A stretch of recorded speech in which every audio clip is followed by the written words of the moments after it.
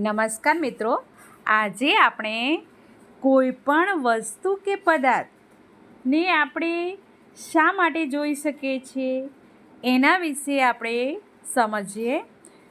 તો કે કોઈ પ્રકાશના કિરણો કોઈ પણ વસ્તુ કે પદાર્થ પર પડે છે ત્યારે તે વસ્તુ પર પ્રકાશના કિરણો પડશે અને એ વસ્તુ પરથી પ્રકાશના કિરણો પાછા ફેંકાય અને આપણી આંખ સુધી પ્રવેશે છે ત્યારે તે વસ્તુ કે પદાર્થને આપણે જોઈ શકીએ છીએ.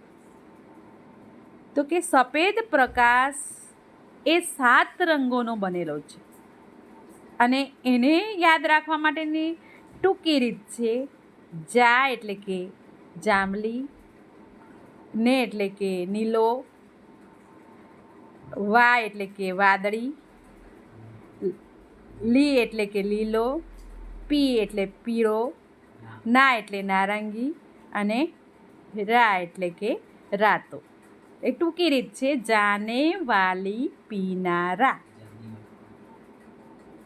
એ રીત પરથી આપણે સરળતાથી યાદ રાખી શકીએ છીએ. હવે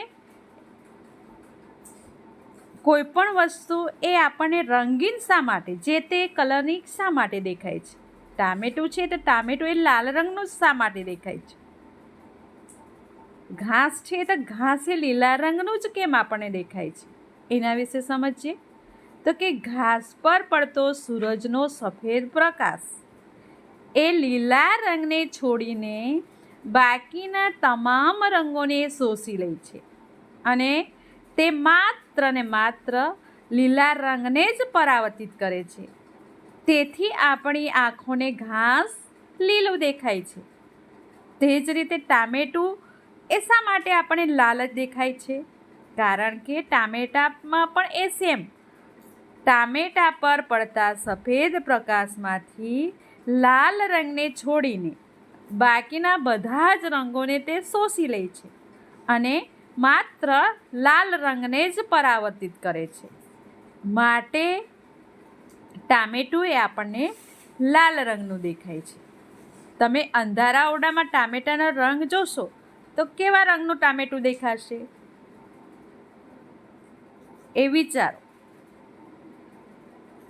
એક શર્ટ છે, શર્ટ એ વાદળી રંગને છોડીને બાકીના બધા જ રંગોને શોષી લે છે.